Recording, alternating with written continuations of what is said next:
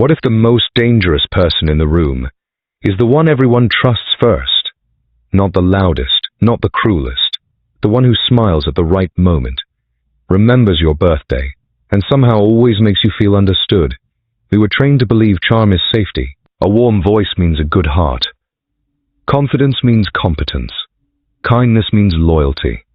But what if charm is not a personality but a strategy? Picture this: a coworker everyone admires. Effortless charisma, precise compliments. They notice things others miss about you. At first it feels rare, almost comforting. You start to trust them faster than you trust yourself. Your opinion shifts slightly. Your decisions begin to orbit around their approval. When discomfort appears, you silence it. Because how could someone so likable ever be dangerous? Before we go further, do something small. Subscribe now. Not because I asked, but because the people who understand these tactics early are the ones who stop being controlled by them. Like this video so it reaches someone who still believes charm equals honesty. And in the comments, tell me honestly, have you ever trusted someone simply because they were charismatic? Your answer might help someone else recognize the pattern before it's too late. Here is the hidden truth. Charm can be engineered. A precise sequence of psychological moves designed to lower your defenses and bypass your critical thinking. It targets the deepest human hunger, to belong, to feel valued, to be seen, and quietly turns those needs into leverage. This is not a documentary about obvious villains. There are no monsters here, only subtle architects of influence, people who collect trust like currency. You will see how a smile can be an opening move, how loyalty can be manufactured, how invisible strings can be attached to your thoughts without you ever feeling the knot tighten. And once you see it, you will never look at charm the same way again. 1. The surface of charm. Some smiles kill, they do not leave physical wounds. Instead, they target your mind. This is the territory of charm. Charm is not mere friendliness or simple attractiveness. It is a subtle, pervasive force. It is influence designed to look like innocence. We mistake it for warmth, but its function is control. It opens pathways into your psychology, bypassing your conscious defenses. This is its true purpose. First impressions are its primary weapon. The process is swift and devastating. It happens in the first seconds of an encounter. A specific smile is deployed. A carefully modulated tone of voice is used. Small, considerate gestures are performed. These are not accidents. They are tactics. Micro-expressions. Fleeting shifts in the eyes or mouth project sincerity. They set unconscious expectations in you. The charming person mirrors your posture and speech patterns. This creates a false sense of kinship. You feel understood even by a stranger. The cause is their calibrated behavior. The effect is your instant, unearned trust. The consequence is a lowered guard. You are relaxed now. You are pleasantly disarmed. Humans are biologically wired to trust this signal. We seek approval from charming figures because they mimic the traits of a safe ally. Their attention feels rewarding, like a gift. Our brains release chemicals associated with social bonding and pleasure. We want to be liked by the person who seems to like us so well. This is a deep vulnerability. Consider a job interview. One candidate is competent but awkward. The other is slightly less qualified but profoundly charming. They listen intently, nod at just the right moments, and offer a smile that seems to say, "You are brilliant." The interviewer feels a glow of validation. Who often gets the offer? The charm creates an illusion of connection. It tricks the mind into prioritizing social comfort over objective fact. This leads to the core emotional effect, unconscious compliance. Your suspicion is systematically lowered. Your critical thinking is quieted. When someone makes you feel good, you do not wish to interrogate them. It feels rude, even disloyal. You begin to comply with small requests because you want to maintain that pleasant atmosphere. They might ask for a minor favor, a slight change of plan, a small piece of information. It seems harmless. You agree because the agreement feels like part of the rewarding interaction. This is how boundaries are gently eroded. In everyday life, this is the charismatic coworker who always gets help with their deadlines. It is the friendly neighbor whose intrusive questions feel like caring concern. You say yes because saying no would shatter the warm illusion they have built. You are not being threatened. You are being guided by your own desire for harmony. The foundational idea is this gap. A gap exists between the perceived warmth and the hidden intent. The charm is the surface. Beneath it, the machinery operates. The charming person is an analyst. They study your reactions. They note what makes you lean in and what makes you hesitate. Their warmth is a tool for gathering data. Their friendliness is a means of testing your limits. This is not necessarily a conscious villainous plot. For some, it is a deeply ingrained survival strategy. They learn that the world rewards performance. They discovered that authenticity is less effective than projection. Their charm is a shield and a probe. It protects their true self while exploring your weaknesses. The transition from surface to depth is seamless. Once charm has opened the door, other things can enter. The relaxation it induces is a form of soft captivity. You become a willing participant in your own manipulation. You attribute their growing influence to their wonderful personality. You excuse small transgressions because they're so nice. The charming narrative they weave becomes more real to you than the inconsistencies you vaguely notice. You dismiss your doubts as your own paranoia. After all, someone this sincere could not have ill intent. This is the final silent victory of the surface. It paints any question of its authenticity as a flaw in you. The stage is now set. The pathway is open. The mind, comforted and disarmed, is unprepared for what comes next. The surface charm has done its job. It has created a perfect shadow in which deeper manipulations can grow. 2. The architecture of attention. The initial charm is only the foundation. It builds a stage. Now the performance of attention begins. Charismatic individuals do not force your focus. They direct it. They shape your perception through a calculated architecture of awareness. Their goal is to make you feel uniquely seen. This feeling is the weapon. Attention becomes both a tool and a trap. It creates psychological comfort to foster mental dependence. The methods are systematic. Eye contact is the first pillar. It is not a constant stare which is threatening. It is a calibrated pattern. They hold your gaze just longer than normal during your statements, signaling deep interest. They briefly break it when revealing something personal, mimicking vulnerability. This pattern feels intensely engaging. The cause is their regulated visual engagement. The effect is a feeling of intimacy and significance. The consequence is your belief that you are having a profound, singular connection. Mirroring is the second pillar. It operates below conscious notice. They subtly match your posture, your speaking pace, the angle of your head. If you lean forward, they lean forward moments later. If you speak softly, their volume drops to meet yours. In everyday life, this is like meeting someone at a party who shares your obscure taste in music. The immediate bond feels fated. Here the bond is manufactured. The cause is mirrored behavior. The effect is a false sense of similarity. The consequence is lowered critical judgment towards someone who feels familiar. Pacing and interruption form the third pillar. They control the rhythm of interaction. They listen intently, then offer a perfectly timed summary of your point. This makes you feel profoundly heard. Their interruptions are rare, and always framed as eager understanding, not dismissal. Yes, and that must have made you feel. This technique guides the conversation while making you feel like the leader. The cause is controlled conversational flow. The effect is your increased verbal output and emotional disclosure. The consequence is that you provide more information and emotional leverage while feeling like the center of attention. This curated attention creates specific emotional consequences. The first is a quiet obsession. You replay the interaction in your mind. You analyze their words and gestures. You anticipate the next meeting. This happens because the attention was so perfectly tailored. It created a dopamine-driven feedback loop. Your brain seeks the reward of that validating focus again. The cause is intermittent, high-quality social reward. The effect is preoccupation. The consequence is that your mental space begins to fill with them. The second consequence is longing.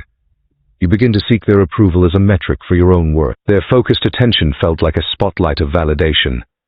When it is absent, you miss its warmth. You may modify your behavior to regain it.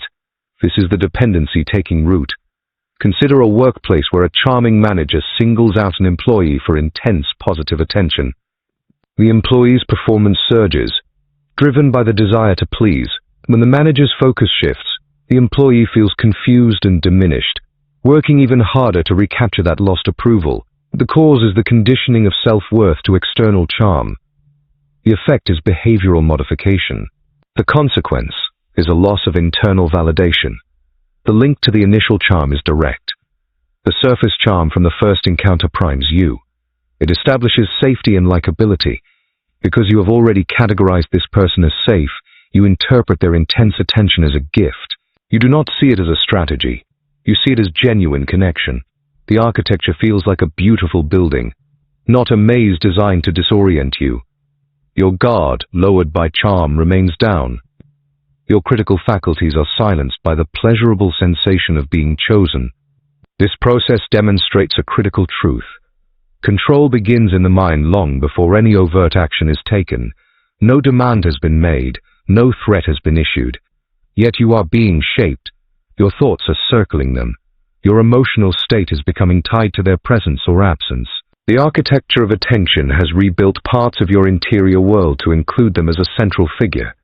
You have been led to a point of vulnerability by your own human needs for connection and recognition. The stage is now set for the next phase. The dependence has been created. The willingness to please has been installed. The mind, once merely relaxed, is now actively engaged in seeking its own controller. The foundation is complete. The walls are up. What happens inside this new structure is where the true manipulation begins. 3. The illusion of empathy. The architecture of attention builds a space between two people. Now that space is filled with a carefully crafted mirage. The illusion of empathy. This is not genuine understanding. It is its replica. Empathy is used deceptively to penetrate personal boundaries that would otherwise remain closed. The charming individual employs the signals of deep emotional connection to build false intimacy. This creates a profound asymmetry. You experience genuine trust. You are being subtly guided. The behaviors are recognizable, but their intent is different. Active listening is performed perfectly. They offer summaries of your feelings. That sounds incredibly frustrating. Or you must have felt so alone. These statements are not born of true compassion. They are tools for validation. They make you feel seen at an emotional level. The cause is the accurate labeling of your inner state. The effect is a surge of relief and connection. The consequence is your belief that this person is a rare empathetic soul. You begin to share more. Mirroring emotions is a deeper technique. They reflect your affect back to you. If you are somber, their demeanor becomes gently serious. If you are excited, their energy lifts to match yours. This reflection feels like being in sync. It convinces you that your emotional world is shared. In everyday life, this is what a skilled therapist does to build rapport. The difference here is the ultimate goal. The therapist uses it for healing. The charming person uses it for access. The cause is mirrored emotional expression. The effect is a powerful sense of being understood. The consequence is lowered emotional defenses. The recall of intimate details is particularly potent. They remember small things you mentioned in passing. Childhood fear, a favorite book, a personal grievance. They later reference these details casually. This signal of care is incredibly persuasive. It makes you feel important and memorized. Consider a new colleague who remembers your preference for a specific type of coffee. It feels thoughtful. When that same colleague later recalls your insecurity about public speaking, the effect is magnified. You feel they care about your whole self. The cause is strategic memory deployment. The effect is deepened personal investment in the relationship. The consequence is a growing obligation to reciprocate their perceived kindness. The psychological mechanism is a cruel trick. You are having a real emotional experience. Your trust is authentic. Your openness is sincere. Meanwhile, you are being guided toward a destination you did not choose. The illusion of empathy provides cover for this guidance. Suggestions are framed as caring advice. Requests are posed as mutual opportunities. Your own desires are gradually shaped by their framing. Because you believe they have your best interests at heart, you follow. The cause is the belief in their benevolent intent. The effect is the acceptance of their influence. The consequence is the gradual ceding of personal judgment. The emotional effects on the target are profound. The first is heightened vulnerability. You have shared true feelings and memories. You have shown softness. This creates a sense of exposure, but also a bond. You assume the other person is equally exposed. They are not. The second effect is radical openness. You become willing to discuss topics and secrets you normally guard. This is because the environment feels safe and profoundly understanding. The third and most dangerous is unconscious attachment. You link feelings of relief and validation directly to this person. Your psyche starts to associate them with emotional safety. This attachment is not based on a real reciprocal relationship. It is based on a performance. This chapter connects directly to the previous one. The directed attention established you as the focus. The illusion of empathy amplifies this by adding a layer of emotional resonance. The attention made you feel seen. The feigned empathy makes you felt. This combination is disorienting and powerful. It satisfies two core human needs: to be noticed and to be understood. When both seem to be met, resistance becomes psychologically costly. To doubt the person would be to doubt the entire validating experience they provide. This process leads to a critical point. The perceived empathy makes subsequent manipulation almost invisible. Your internal alarm systems are disabled. When someone you believe is your deepest ally suggests a course of action, you do not analyze it for hidden motives. You analyze it for potential benefits. Their criticisms of others seem protective of you. Their criticisms of you seem aimed at your growth. Your worldview begins to align with theirs, not through force but through grateful alignment. The manipulation is clothed in the garments of care. It becomes difficult to distinguish their guidance from your own thoughts. The bridge to what comes next is built on this confusion. When empathy is perceived as real, control is experienced as concern. The mind is now prepared to follow, not out of fear, but out of a twisted sense of gratitude and trust. The illusion is complete. It has become your reality. 4. Anchoring desires. The illusion of empathy creates a bond of trust. This bond becomes the medium for a deeper conditioning. The charming individual begins to anchor your desires to their presence. They create subconscious associations between themselves and feelings of pleasure, validation, or success. This is not overt persuasion. It is a slow psychological wiring process. Your own reward systems are harnessed and directed. You are taught without a single lesson to seek your good feelings from them. The method operates on principles of behavioral psychology. The most potent pattern is the intermittent reward schedule. They do not provide praise or warmth consistently. They dispense it unpredictably. One interaction is filled with intense, validating attention. The next is slightly distant, professionally courteous. This variance is critical. Your mind becomes preoccupied with predicting and earning the return of the rewarding experience. The cause is unpredictable social reinforcement. The effect is increased mental focus on the source. The consequence is a behavioral pattern akin to checking a phone for a notification. You are seeking a dopamine reward that comes on its own schedule. Selective attention is another tool. They notice and praise specific qualities or actions that align with their goals. If they value compliance, they will warmly commend your agreeableness. If they need an ally, they will celebrate your loyalty in glowing terms. You feel seen for these traits. You unconsciously begin to emphasize them more. Your behavior shifts to produce more of the rewarding praise. In everyday life, this is like a teacher who shines attention only on a student's artistic skill, causing the student to neglect other subjects to bask in that approval. The cause is targeted positive reinforcement. The effect is the shaping of your behavior. The consequence is that you gradually mold yourself into a more useful tool for their ends. The emotional hooks are anchored through simple, repeated pairings. Their smile becomes a trigger for a feeling of relief. Their tone of voice becomes linked to a sense of being valued. A specific phrase of praise becomes a sought-after prize. These stimuli, the smile, the tone, the words, become conditioned anchors. They trigger a positive emotional response directly, bypassing your conscious judgment.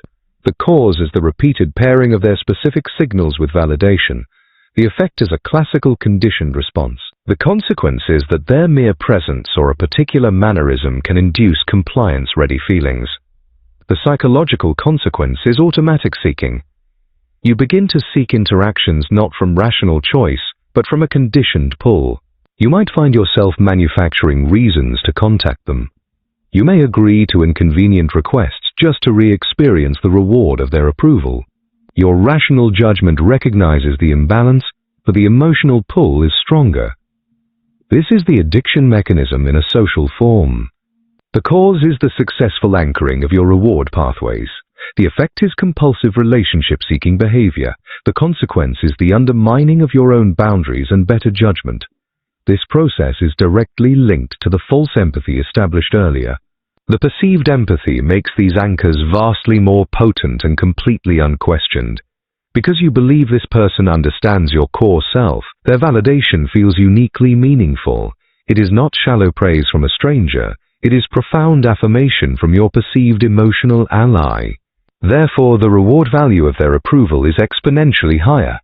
An anchor set with genuine trust holds with tremendous force. You do not suspect the wiring being installed. You are simply grateful for the feelings it provides. The stage is now prepared for decisive influence. Your desires have been anchored. Your behavior has been subtly shaped through reinforcement. You associate this person with positive emotional states. This creates a powerful leverage point. They can now begin to bend your decisions and reshape your desires subtly. A suggestion from them is not heard as an external demand. It is framed within the context of all the validation they have provided. To disagree feels like rejecting the source of your good feelings. To comply feels like a way to earn more. The manipulation moves from shaping general behavior to directing specific outcomes. The foundation is complete. The psychological triggers are in place and tested. The following actions will seem like a natural progression, a collaborative next step, rather than the guided maneuver it truly is. 5. The subtle control of belief. With desires anchored, the manipulation enters its most profound phase. It begins to target your perception of reality itself. Charm does not argue, it suggests. It does not confront your beliefs. It gently shifts them. This is the subtle control of belief. Your trust, the forged empathy, and the craving for attention have created fertile ground. Your mind is now prepared to accept new narratives without resistance. The goal is to make you see the world through a lens they have polished. The techniques are indirect and powerful. Selective truth-telling is the first method. They share accurate facts, but only those that support a desired narrative. They omit contradictory information. This makes them appear honest and reliable while constructing a biased picture. The cause is the presentation of curated truths. The effect is your justified trust in their credibility. The consequence is your acceptance of an incomplete and therefore false reality. Storytelling is a more potent tool. They frame events, people, or ideas within compelling narratives. They cast themselves in a sympathetic role. They cast rivals or obstacles as villains or fools. These stories are not outright lies.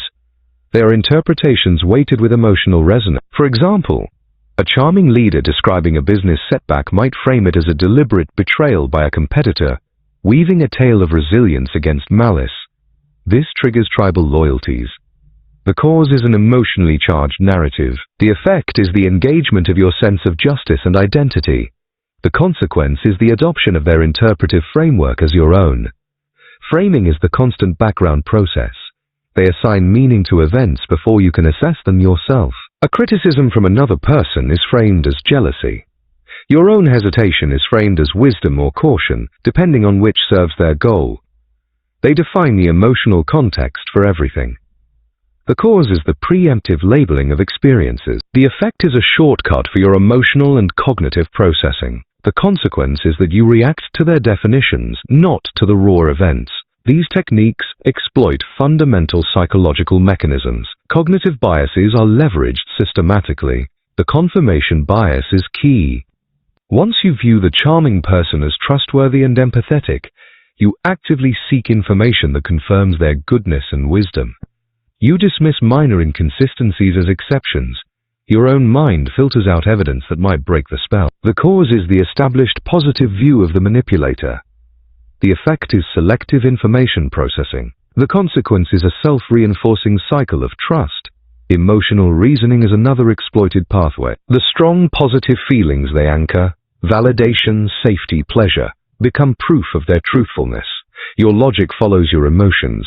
You think, I feel so understood by this person, therefore their perspective must be correct. The feeling of empathy is used as evidence of factual accuracy. In everyday life, this is why people often trust a charismatic speaker over a dry expert. even if the expert has more data. The cause is the powerful emotional anchor. The effect is the use of emotion as a compass for truth. The consequence is the suspension of critical analysis. The emotional consequences for the target are disorienting. The first is deep confusion. You receive two streams of information, your own subtle observations and the compelling narrative they provide. Their version is packaged with trust and social reward. This creates cognitive dissonance. To resolve the discomfort, you often discard your own perceptions. The second consequence is pervasive self-doubt. If their framing is always so convincing, you start to question your own judgment. You rely on their perspective to make sense of things. This is the final goal of belief manipulation. You are not just following their lead. You are consulting their imagined version of reality as a more reliable guide than your own senses. This chapter is the logical culmination of all prior stages. The surface charm opened the door. The architecture of attention made you the focus. The illusion of empathy secured your emotional trust. The anchoring of desires made you seek their approval. Each step was preparation. It created a relationship where you are psychologically primed to accept their definitions of truth. Your belief system is no longer defended against them. Your critical faculties are disarmed by affection and dependency. This control of belief sets the stage for final, overt control. When your perception is successfully shifted, your decisions and behaviors follow without internal resistance. What they want begins to feel like what you want. What they say is right begins to feel instinctively true. Opposition to them feels not just disagreeable, but morally wrong. The mind has been gently turned. The world now looks different, and from this new vantage point, the final acts of influence will not feel like manipulation at all. They will feel like your own clear-eyed choices. 6. Social leverage and influence. The subtle control of belief is not contained within a single mind. It seeks a larger habitat. The charming individual extends their influence beyond one-on-one interaction into the social ecosystem. This is the stage of social leverage. Here charm becomes a currency. It is used to purchase credibility, amass followers, and reshape group dynamics. The manipulator turns individual allegiance into collective power. The game is no longer just about controlling you. It is about controlling the environment around you. The primary mechanism is social proof. Once the charming person has secured the loyalty of a few key individuals, they use this as visible evidence of their value. Others see the admiration and trust you and others display. The human brain interprets widespread liking as a signal of safety and correctness. The cause is the public display of allegiance from early targets. The effect is the assumption by newcomers that this person is inherently trustworthy and worthy. The consequence is that people join the circle not through direct manipulation but through peer influence, expanding the manipulator's reach effortlessly. Subtle prestige signaling amplifies this effect. They manage their reputation through curated stories, strategic associations, and visible but seemingly modest successes. They might mention a conversation with an authority figure. They might display knowledge of exclusive topics. This builds an aura of competence and connections. In everyday life, this is akin to a person who always seems to know the right people and have access to desirable information. Others are drawn to this perceived access. The cause is the signaling of high social value. The effect is the attribution of expertise and influence. The consequence is that people defer to their judgment, hoping some of that prestige will reflect onto them. Influence over group norms is the most potent form of leverage. They begin to shape what is considered acceptable or unacceptable within the group. They do this through subtle cues and rewarded behaviors. They might laugh at a certain type of joke, making it the norm. They might express gentle disappointment at a dissenting opinion, framing it as a breach of group harmony. The cause is their central socially rewarded position. The effect is the gradual shifting of the group's unwritten rules to align with their preferences. The consequence is that the group itself becomes an enforcement mechanism for the manipulator's will. To disagree is not just to oppose them, but to risk exclusion from the group. The emotional effects on group members are powerful drivers. The first is public admiration. This admiration reinforces the manipulator's status and makes challenging them socially costly. The second is envy. Some members envy the manipulator's perceived status or their close relationships with other members. This envy can be redirected into competition for the manipulator's favor, further solidifying their control. The third and most coercive is the fear of exclusion. Once the group's norms align with the manipulator, staying in good standing requires alignment. The threat is not explicit. It is the quiet, terrifying prospect of social isolation. The cause is the manipulator's central role in the social network. The effect is emotional entanglement with their approval. The consequence is unconscious alignment of one's own behavior and opinions to maintain group membership. This process consolidates all previous techniques into measurable social power. The surface charm recruited initial targets. The architecture of attention and illusion of empathy secured their loyalty. The anchoring of desires made them seek approval. The control of belief aligned their thinking. Now, these controlled individuals become assets. Their visible support provides social proof. Their testimonials become persuasive tools. The manipulator's influence becomes self-reinforcing. Their version of reality becomes the group's consensus. This chapter is the direct social extension of the belief control established earlier.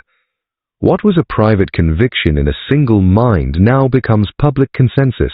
The manipulator no longer needs to persuade each person individually. They can point to the group and say, "Everyone sees it this way." This places immense pressure on holdouts. It creates a situation where doubting the manipulator means doubting the collective judgment of your peers. The individual's controlled belief is now reinforced by the social environment, making it nearly impossible to dislodge. With this level of influence established, the final moves require minimal effort. Social leverage acts as a force multiplier. A simple suggestion can be interpreted as a directive. A raised eyebrow can silence dissent. The network they have built, bound by admiration, envy, and fear, will often police itself. The manipulator achieves their aims without issuing clear commands. They have created a system where their whims are anticipated and met by a machinery of social compliance. The groundwork is complete. The structure of control is no longer psychological alone. It is now social, tangible, and resilient. The stage is set for the final, seamless execution of their will through the very people who believe they are acting on their own volition. 7. The art of concealed aggression. Social leverage provides cover. Within the safety of admiration and group consensus, a darker shift occurs. The charming individual begins to test the boundaries of their control with subtle aggression. This is not overt hostility, it is violence disguised. Humor, concerned advice, and casual critique become the delivery systems. The facade of care remains perfectly intact. This allows for attacks that weaken the target while the manipulator's benevolent reputation grows stronger. The primary mechanism is the micro-insult. This is a small, critical comment embedded within praise or neutral conversation. It is delivered with a warm tone or a playful smile. For example, "You're so brilliant. It's surprising you didn't see that obvious problem." Or, "I always admire how confident you are, even when you're a bit out of your depth." The cause is the pairing of a negative judgment with positive framing. The effect is the injection of doubt without a clear avenue for complaint. The consequence is that you feel vaguely criticized, but accusing the speaker feels like an overreaction. You absorb the insult while questioning your own sensitivity. Gaslighting is systematically employed in this phase. They deny or distort reality to undermine your confidence in your own perceptions. You might recall an agreement they made. They will respond with sincere confusion. "I never said that. You must have misunderstood. You've been so stressed lately." They present your accurate memory as a fault in your mind. The cause is the deliberate contradiction of your lived experience. The effect is cognitive dissonance and confusion. The consequence is that you start to rely on their version of events to stabilize your own sense of reality, further eroding your self-trust. The double bind is a particularly effective trap. They present two conflicting demands but punish you for either choice. They might insist on honesty, then become wounded when your honest opinion displeases them. Or they may demand initiative, then criticize the actions you take as misguided. In everyday life, this is like a parent who tells a child to be more independent, then expresses hurt when the child doesn't seek their advice. The cause is an inescapable conflict in expectations. The effect is a state of chronic anxiety and paralysis. The consequence is that you look to the manipulator for the correct way to behave, granting them ultimate authority over your actions. These techniques have a cumulative emotional impact. The first layer is chronic low-grade anxiety. You begin to second-guess your words and actions, constantly scanning for potential missteps. The second layer is deepened self-doubt. The consistent, subtle corrections imply you are inherently flawed or mistaken. Your confidence erodes from the inside. The third layer is profound confusion. The aggression is so carefully concealed that you cannot logically justify your feeling of being attacked. You distrust your own emotional responses. All of this occurs under the persistent umbrella of trust for the manipulator. You may blame yourself for the tension, believing that if you could only be better, their supportive facade would become fully real. This phase is directly enabled by the social dominance established previously. The manipulator's strong social standing acts as a shield. If you were to voice a complaint, the group's perception would work against you. The manipulator is admired and trusted. You would appear paranoid, petty, or envious. The social leverage makes the aggression virtually undetectable to outsiders and often to the target themselves. The attacks are calibrated to stay below the threshold of public proof, but above the threshold of personal damage. With aggression successfully concealed, the nature of control changes. It can become openly coercive without the use of overt force. The target is already softened by anxiety and self-doubt. They are isolated by the social context that validates the manipulator. The manipulator can now make larger demands, issue clearer criticisms, and enforce stricter compliance. Each of these escalations will still be framed within the existing narrative of care or mentorship. The target, already conditioned to seek approval and doubt their own judgment, is likely to accept this new harshness as deserved or necessary. The groundwork of hidden aggression makes the transition to overt domination feel like a natural, if painful, progression rather than a sudden act of cruelty. 8. Dependency and emotional capture. Concealed aggression creates a paradox. It destabilizes the target while the relationship remains the primary source of validation. This paradox is the engine of dependency. Over time, charm is no longer just an influence tool. It becomes a psychological cage. The target develops an emotional and psychological reliance on the very person who subtly undermines them. This dependency is not an accident. It is the calculated outcome of specific behavioral mechanisms. The foremost mechanism is the intermittent reward schedule, now applied to emotional sustenance. The manipulator alternates between periods of intense, approving attention and periods of cool withdrawal or mild criticism. This unpredictability is key. The target's brain becomes fixated on predicting and earning the return of the rewarding phase. The cause is the irregular provision of social and emotional rewards. The effect is a state of persistent anticipation and preoccupation. The consequence is behavioral conditioning, where the target modifies their actions in a desperate attempt to trigger the approval cycle, much like a gambler pulling a lever. Unpredictability extends to all interactions. The rules of the relationship are never fixed. What pleased the manipulator yesterday may be met with indifference today. This constant uncertainty destroys the target's ability to develop a stable sense of security within the relationship. The cause is the deliberate inconsistency in responses and expectations. The effect is chronic anxiety and hypervigilance. The consequence is that the target spends excessive mental energy monitoring the manipulator's mood, further centering their own life around this person. Cycles of approval and withdrawal create a potent addictive pattern. The approval phase provides relief, joy, and a powerful sense of belonging. The withdrawal phase induces anxiety, self-recrimination, and longing. This cycle is psychologically identical to the cycle of addiction. The high is the manipulator's praise and warmth, the low is their absence or disapproval.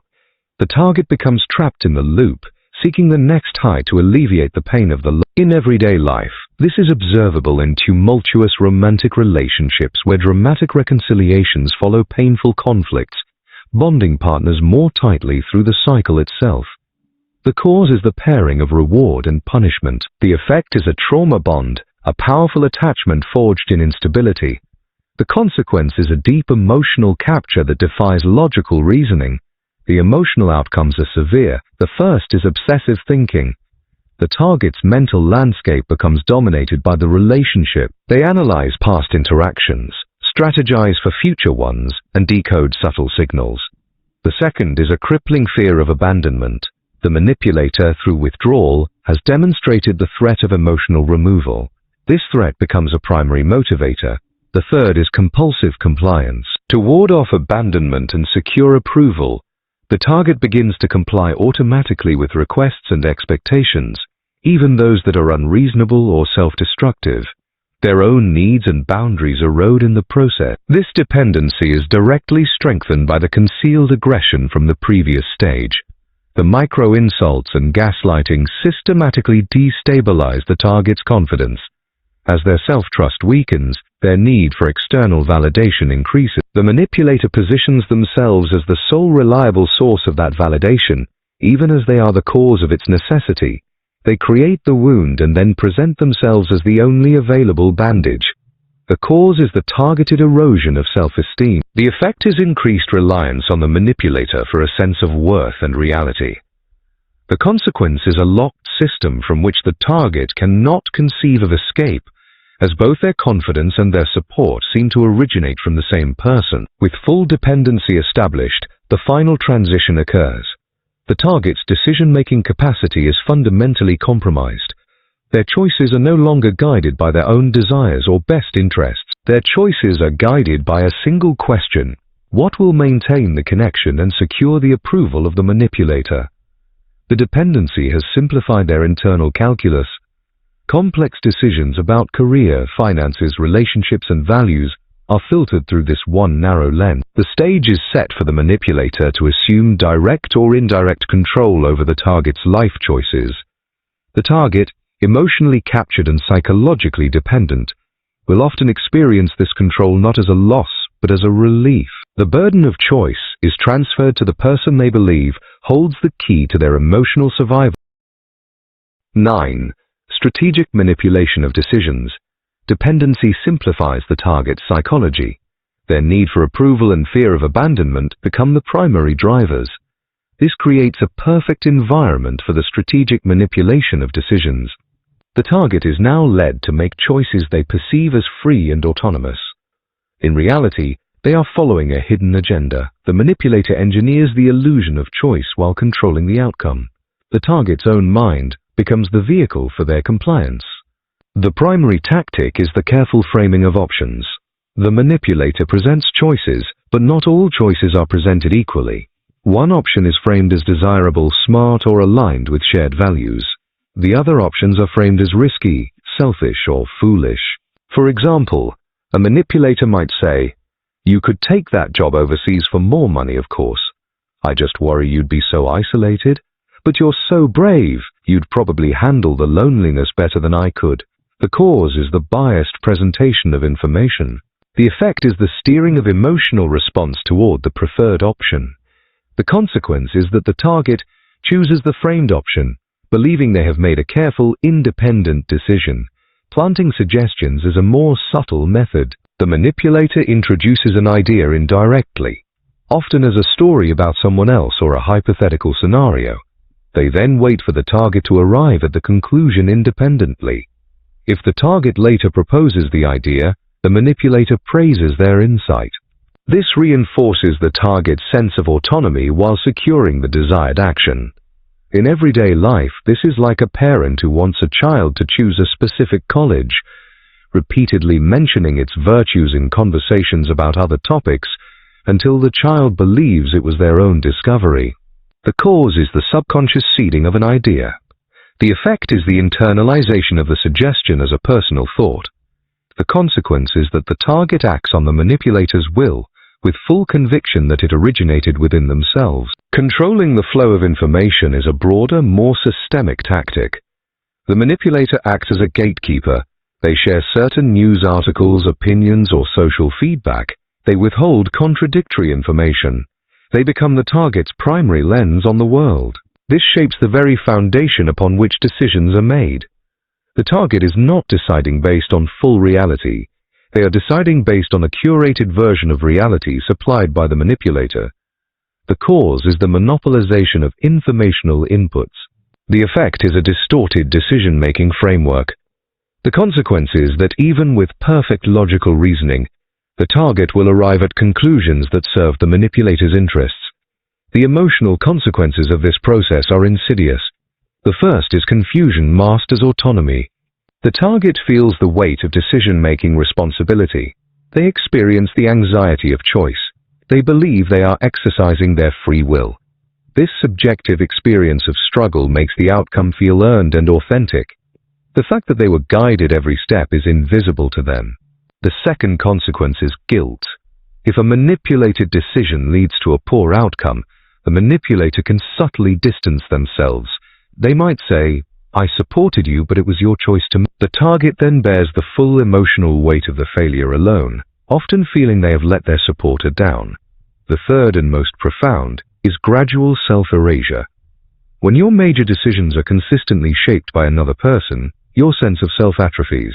Your life path ceases to be a reflection of your internal desires. It becomes a monument to the manipulator's influence. You lose the ability to know what you want independently. This chapter is a direct application of the dependency established earlier. The emotional capture and fear of abandonment amplify susceptibility to suggestion. A dependent person is highly attuned to the preferences of their source of validation. They will actively, if unconsciously, seek to make decisions that please the manipulator. The manipulator no longer needs to issue commands. They need only express a mild preference or imply disappointment. The dependent target will adjust their course accordingly. The cause is the psychological state of dependency. The effect is hypersensitivity to the manipulator's signals. The consequence is the automatic alignment of decisions with the manipulator's unspoken will. This silent manipulation of decisions is how power is finally consolidated. It moves control from the realm of influence into the realm of concrete life outcomes. The target's career, finances, relationships, and residence can be directed without a single overt demand. Each choice felt as their own builds a life that increasingly serves the manipulator's purposes and deepens the target's entanglement. The structure of control becomes embedded in the very architecture of the target's existence. It is now self-reinforcing. The target lives in a world of their own choices, built on a blueprint they never saw. 10. The invisible chains. The process is complete. What began as a smile, a gesture of apparent warmth, has solidified into a comprehensive architecture of control. This is the full arc. Charm has moved from surface friendliness to full psychological entrapment. The chains are now in place. They are invisible because they are made from the target's own conditioned thoughts, remodeled beliefs, and captured emotions. The manipulator no longer needs to apply constant pressure. The system they built operates with its own inertia. The cumulative effect is a self-sustaining prison. Each previous chapter contributed a critical component. The surface charm disarmed initial defenses. The architecture of attention created a craving for focus. The illusion of empathy forged a false bond of trust. Anchoring desires linked pleasure and validation to the manipulator's presence. The control of belief reshaped the target's perception of reality. Social leverage insulated the manipulator from challenge. Concealed aggression destabilized the target's confidence. Dependency created an emotional addiction. The strategic manipulation of decisions directed the target's life path. Each mechanism interlocks with the next. The cause is the sequential, layered application of psychological tactics. The effect is a total influence system. The consequence is that the target is trapped inside a labyrinth built from their own human needs. The target's emotional reality is one of profound constraint. The first marker is a deep inability to act independently. Even in the manipulator's absence, the target's choices are filtered through an internalized script. They ask themselves, what would they think? How would they see this? Their own desires are distant and muffled. The second marker is persistent confusion. The target knows they feel unhappy, strained, and unfulfilled. Yet the source of this pain is obscured by the history of perceived kindness and shared understanding. They blame circumstances, their own inadequacy, or external forces. They rarely pinpoint the relationship itself, because the manipulator's carefully maintained facade contradicts that conclusion. The third marker is a chronic longing for approval. This longing operates as a background hum in their consciousness. It is the engine of their compliance. Their primary motivation becomes the restoration of the manipulator's full approval, a state that is deliberately made fleeting. This reveals the complete system of covert domination. Control is not maintained through loud threats or obvious commands. It is maintained through the subtle mastery of the target's inner world.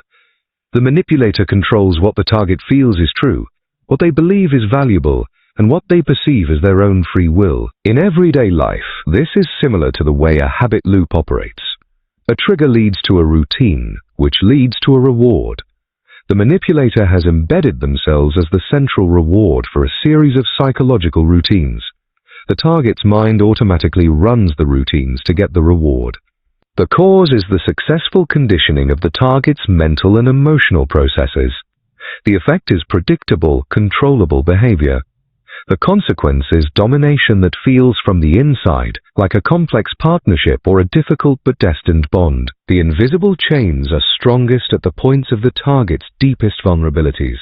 The need to belong, the desire to be understood, the fear of abandonment, the craving for validation. These universal human needs have been harnessed. They have been turned against the target. The chains are forged from the target's own psychological material. This is why they are so difficult to break. To struggle against them feels like struggling against a part of oneself. To leave the relationship feels like abandoning a core source of identity and sustenance, even if that source is poison. The system is now closed. The manipulation has reached its silent apex. The external observer sees a voluntary, perhaps even devoted relationship. The target experiences a life of anxiety, obligation, and dimmed selfhood. The manipulator secures loyalty, service, and influence without apparent effort. The machinery of charm has achieved its purpose.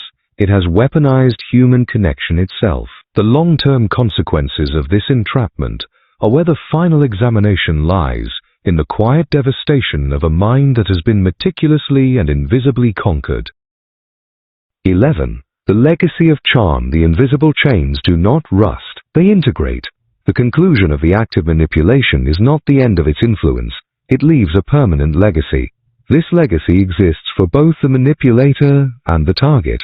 It is a record of psychological change, written in behavior and etched into neural pathways. The weapon has been deployed. Its aftermath is a landscape of enduring advantage and lasting damage. For the manipulator, the legacy is one of consolidated power. They gain social capital. Their network of influenced individuals provides lasting loyalty, useful information, and defensive alliances. Their reputation for charm and effectiveness grows, often insulating them from the fallout of their actions. Their skill is refined through practice. Each successful manipulation reinforces their methodology and confirms their worldview. The cause is the repeated application and success of their techniques. The effect is an accumulation of influence and a honed predatory skill set. The consequence is a person who moves through the social world with increasing leverage, seeing others primarily as instruments for their own ends. Their advantage persists beyond any single relationship or direct contact.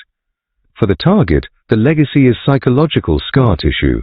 The first and most common imprint is a deep trust deficit. Their ability to believe in the sincerity of others is compromised. Warmth and kindness from new people trigger suspicion, not comfort. They become analysts of smile and tone, forever looking for the hidden hook. This is a functional adaptation, but it isolates them. It walls them off from genuine connection. The second imprint is a fear of intimacy. Vulnerability has been weaponized against them. Their own openness led to their entrapment. As a result, they often avoid deep emotional sharing. They might engage in superficial relationships or sabotage promising ones preemptively. The cause is the traumatic association of closeness with control. The effect is a defensive avoidance of true intimacy. The consequence is a life emotionally flattened by the need for safety. A more insidious outcome is the target's increased susceptibility to similar tactics in the future. This seems counterintuitive, but it is psychologically sound. The target has been conditioned to respond to a specific set of signals. The intense attention, the mirrored empathy, the intermittent rewards. Their nervous system is primed for this pattern. A new manipulator, even one with less skill, can activate this old wiring. In everyday life, this is similar to a person who leaves an abusive relationship only to find themselves in another with a different person but the same dynamics. The cause is the unconscious conditioning of their attachment and reward systems. The effect is a painful familiarity with certain toxic patterns. The consequence is the potential for repeated victimization, as the very defenses they build can make them more visible to predators who seek the wary and the wounded. The target's behavioral patterns are often permanently altered. They may develop habits of excessive appeasement, automatically seeking to please authority figures. They might struggle with decision-making, chronically doubting their own judgment. They could experience episodes of depersonalization, where their own life feels like a performance they are not directing. These are not choices. They are the entrenched residues of a mind that was systematically reshaped. The cause was the prolonged, layered psychological manipulation.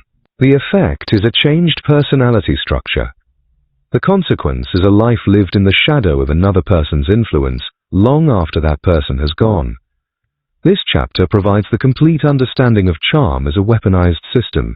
It is not a momentary trick. It is a full-spectrum psychological campaign. The system begins with disarming and ends with a lasting occupation of the mind. The manipulator invests time and effort not for a single transaction, but for a long-term yield of influence and control. The target is not merely fooled. They are restructured. The connection between the initial smile and the final enduring confusion is direct and causal. The narrative arc ends here in the quiet aftermath. The method has been shown, a sequential exploitation of human social needs. The depth has been revealed. It reaches from surface manners to the core of identity. The danger is clear. It leaves the manipulator stronger and the target profoundly altered, often priming them for further exploitation. The legacy of charm is a world where a smile can be a first move in a silent war, and the battlefield is the interior of a human mind. The victory is measured in scars that do not bleed and chains that others cannot see. Before you leave, ask yourself one quiet question. How many times have you seen the truth and then scrolled past it like it was nothing?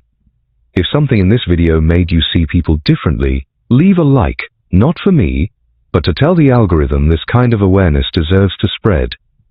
Subscribe now, because the next episodes won't slow down to explain the basics, and the ones who arrive late always miss the pattern. Share this with someone who believes they're too smart to be manipulated. They're usually the first ones who need it. And in the comments, write just one word: aware. Let's see how many people finally started noticing what was always there. This channel isn't for everyone, only for those ready to look behind the smile.